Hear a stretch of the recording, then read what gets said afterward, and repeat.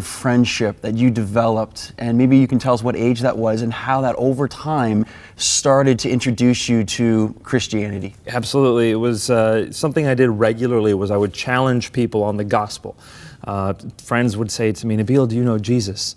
And of course, Muslims have a very developed view of Jesus. They believe he's the Messiah. They believe that he's a miracle-working man. He's sinless. Muslims believe Jesus is going to come back at the end of times. And so I would have a script ready to give, and I would challenge people on their view of Jesus. And by the way, how did Christians generally do when you did challenge them on their faith? Miserably. What I realized very early on was that even the slightest challenge on the Bible, on the reliability or the compilation of the Bible, or on Jesus' deity, or on the Trinity especially, no one really knew more than just enough to say what they were told to say. They didn't really know why they believed what they believed, didn't know how to defend it. And so as part of me... How did that affect your childhood then growing up compared to like other American kids? You've kind of spoken that a little bit, but just flesh that out a little bit more. Well, you know, what I really noticed was for us, Islam was our identity. Like, we knew Islam, we were Muslim, and that's what we were representing wherever we went.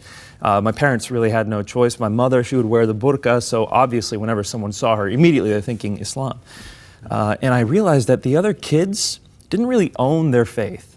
Yeah, they might call themselves Christian, yeah, they might go to church, but that didn't affect the way they lived, it didn't affect the way they thought. And so that was something that made us even more proud. As Muslims, we thought, we are following the true God. He affects and permeates every aspect of our lives. Whereas in the West, people realize their faith is false, and that's why it doesn't really affect the way they live. That's kind of how we subconsciously thought. So then, for your whole childhood, this is how you were brought up, this is your thinking, these were your convictions. Again, this was your identity, which really stuck with me as well. But there was one particular... Being that they're from Pakistan, it was their desire to raise a devout Muslim child here in the States.